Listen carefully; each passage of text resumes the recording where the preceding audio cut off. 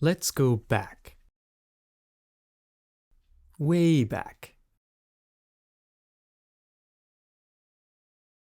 Back to 1989. Not that 1989. The world was wildly different than it is today. But in a way, the features that define our society today were in their embryonic stages then. Other than 1989 also being a year of sequels to great classic franchises such as Indiana Jones 3, Back to the Future 2, Lethal Weapon 2, Ghostbusters 2, to name a few, tech was also evolving rapidly. The world was about to move on from the cassette to the CD. The internet was slowly becoming more widespread. And in this year, 1989, Nintendo would establish the portable handheld gaming market with this beauty. Design of Things 30, the original Game Boy, DMG-01. Now, the original Game Boy was not the pinnacle of technology, or really of handheld gaming design.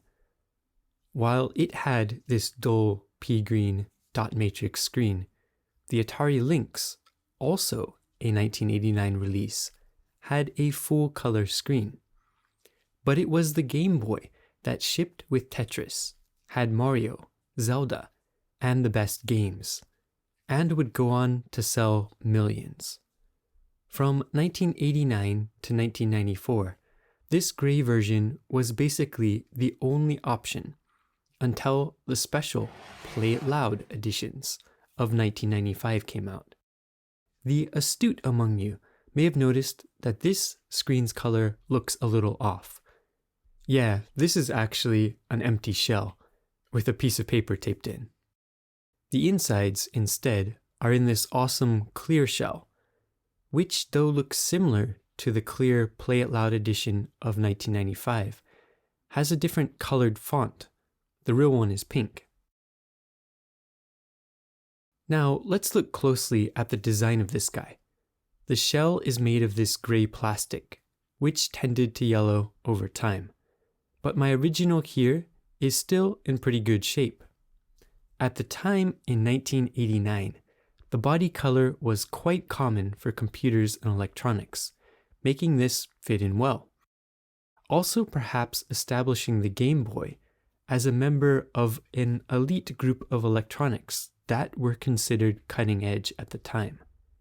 Though this was a familiar design aesthetic, and there are exceptions, handhelds like the Lynx for example, it was really the mid-90s when Nintendo and other manufacturers began offering more color selections, and some awesome clear options similar to this.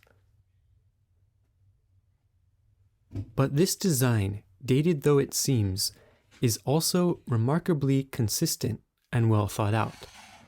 Let's start with the color palette, which you may be surprised to hear me say is quite striking. The colors you see displayed here are sourced from official Nintendo images and compared with my Game Boy, but of course any camera or picture is subjective, but I think this is pretty close. For fun, and to help me actually know what to call the colors, I ran the hex codes through colorname.com, and here are the results. So the body is done in this retro gray. Yeah, let's ignore that first result, which is a good color for interacting with the light, meaning that every contour and detail of the design is easy to identify. The inset or angled portions, like this bottom corner, stand out as a result. It makes it reasonably easy to read even the tiny embossed text.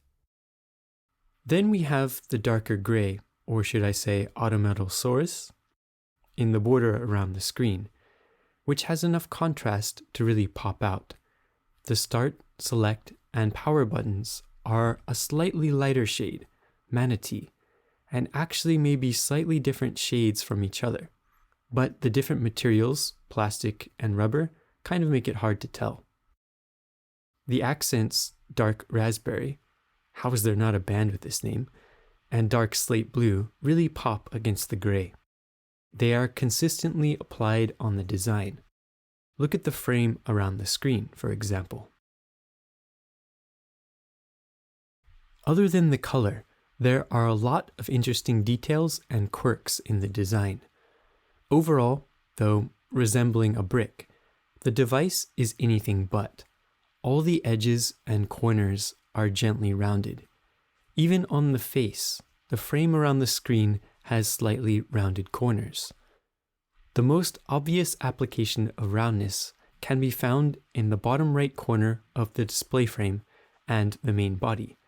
Even the speaker vents are rounded. The face of the device also has some nice repetition of other design elements. Immediately, you'll notice the slant of the B and A buttons. This is not arbitrary in any way. It's designed to match the user's hand position perfectly. When we rotate the thumb up, it rests on the B button. Let's imagine that Nintendo started the design process at this point. Well, maybe they did. The buttons are slanted at about a 26-degree angle. Score 1 for trigonometry. An angle that is also applied to other places like the start and select buttons. The beveled bottom corner also creates a line on this angle, and the speaker grills are perpendicular to this line, which is some really nice consistency.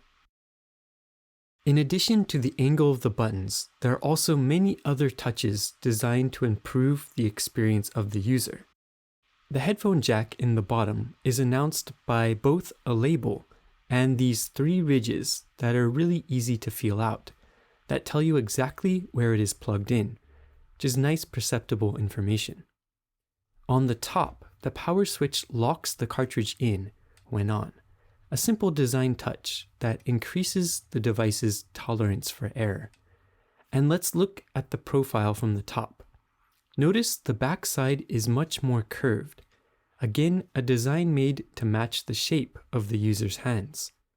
The ridges on the back also provide friction, grip, and make it easier to hold. In addition, look at the position of the volume and contrast slider. This was important for being able to see the screen. It does make a difference. These 2 dials are placed in a position so that the index fingers can easily access them while playing, but they're far away enough from the grip to prevent unwanted operation. This guy is thick, make no mistake. It's a product of its time and technology, which would be unthinkable in today's thin, obsessed world. But this girth actually has the effect of making it fit quite naturally in the hand. However, there are drawbacks to this as well. It's not really pocketable, and the 4 batteries, which could last over 20 hours, which is impressive, do add a lot of weight. It is about 312 grams with batteries installed. However, for comparison's sake, the Nintendo Switch is a lot larger and heavier at about 400 grams. There is one final detail to point out from the rear. Take a look at where the cartridge goes in. Let's put Kirby in for good measure. Notice these little raised portions? As the cart must slide in, these act as little rails and keep the cartridge from scratching the main body while allowing it to slide in more easily. Finally, let's get into how it was to actually use the Game Boy. I'll be blunt here. The screen, it's awful. It uses a dot matrix display capable of displaying 4 colors. The display was hard to see even in the best of light, and the image was quite blurry, with lots of ghosting. You really had to hold it at the right angle to even see what was going down. A light was pretty much a necessity. The display is really small as well, and the almost square aspect ratio means that when playing side-scrolling games like Mario, you can't see much of what is coming from the sides. At the time though, the games more than made up for its shortcomings, leading it to be a worldwide sensation. Hats off to the Game Boy for establishing the handheld category. I can't believe it's over 30 years old, and coincidentally, this is the 30th episode of the channel. Until next time on Design of Things.